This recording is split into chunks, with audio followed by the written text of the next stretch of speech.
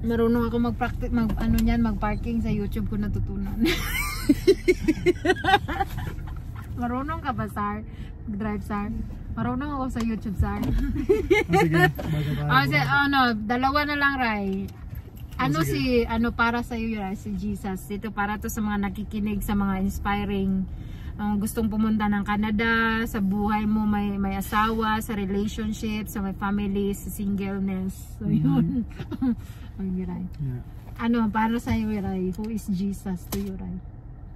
Pastor si Ryan /pastor/engineer/worship leader. Hindi ako pastor. I'm not a pastor. Basically, syempre, as a Christian, Jesus is my personal Lord and Savior. Siyempre ako nakikinig kami, Ray. Yeah. So yun na yung pinaka-point. Jesus is my personal Lord and Savior. Ano to sa isa? What does that mean? Jesus Christ is the only person who died for you. Kasi sabi sa Bible, for the wages of sin is death. Death meaning to say, yun yung eternal separation from the Father, because we are all separated from God because of our sins. Now, all of us, sabi sa Bible, we fall short of God's glory. Diba? For all have sinned and fall short of God's glory. So, ibig sabihin, lahat tayo, dahil sa kasalanan, nahiwalay tayo sa Father, and now we deserve this eternal punishment, which is the second death. Sa Bible, yun yung hell.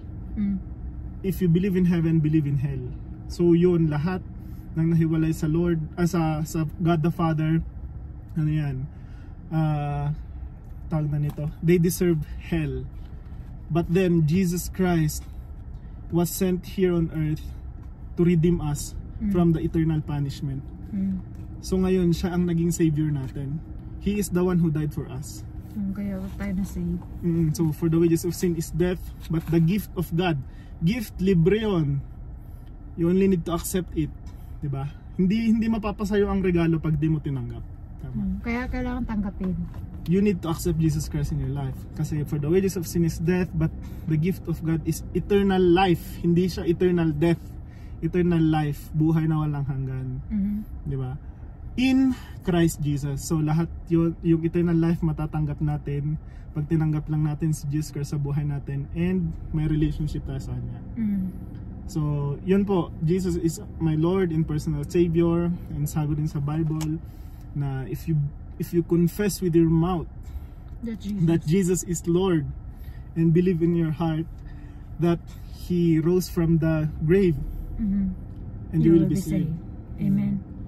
So bakit ka nag-English kung nagpapastor ka? No, si Jesus Christ, siya yung nag-close ng gap natin. Kasi nga lahat tayo nahiwalay sa God the Father, right? Siya yung naging mediator. Dahil kay Jesus Christ, nakabalik tayo sa God the Father ulit. So, ayun, si Jesus Christ, He is our Lord and personal Savior.